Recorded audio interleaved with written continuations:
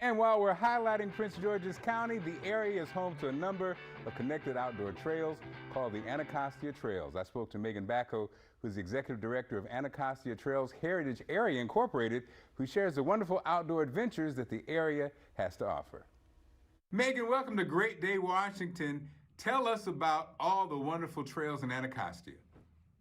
Absolutely. Thank you, Mark, for having me. I am excited to tell all of your viewers about the amazing things to do up here in Prince George's County. Just a quick drive, bike, or just a scoot up Route 1 into Prince George's County, and you'll get connected with over 40 miles of paved trails, perfect for walking and biking, as well as hiking trails through Greenbelt National Forest. Man, Megan, there's so much rich history, so much stuff to do. How do you suggest we start this party? How do we get it going? It could be overwhelming. We could overthink it. How do you suggest we approach? Absolutely. We want to keep it easy. This is supposed to be fun, right? Everything's gravy. So we want to make sure that people are coming up and enjoying this beautiful fall weather and getting some exercise. So throughout the heritage area, all of our towns, places like Hyattsville, Riverdale Park, Laurel, have an amazing diversity of cuisine, small boutiques, design shops, farmers markets, and historic neighborhoods. It's all along the spine of historic Route 1, and there's a lot of ways to access the wonderful cultural assets that we have.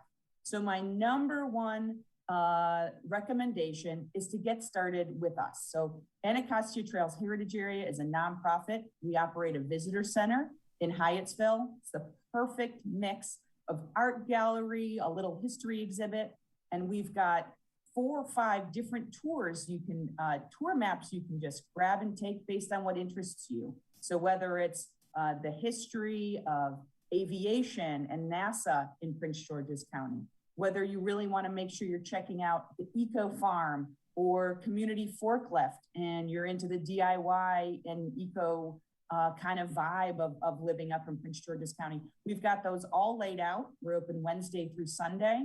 Come grab a trail map, check out some local art, and then just get out there.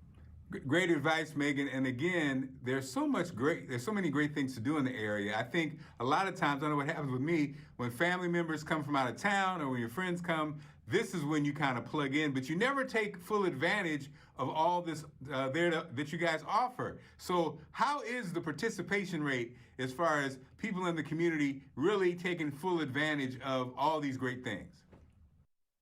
Well, as you know, we've got wonderful cultural assets in DC and also up in College Park and up to Baltimore. So really, Anacostia Trails helps connect all of those areas and all the visitors and also residents across all those towns. It's a wonderful attraction for both visitors and also residents. So you want to get out to a new park or ride a new trail, or get onto the Anacostia. You can rent bikes or kayaks at Bladensburg Waterfront Park. It's the perfect place to start. Our county Parks and Rec department always has events going, those rentals going, and even boat rides. So I really suggest that that's another great place to start. And then as you get more comfortable with the trails, you'll start to see them and you'll recognize, and then your family will have to come back and visit and see more. I love it. Megan, are there any specific events we need to be aware of coming up? Absolutely.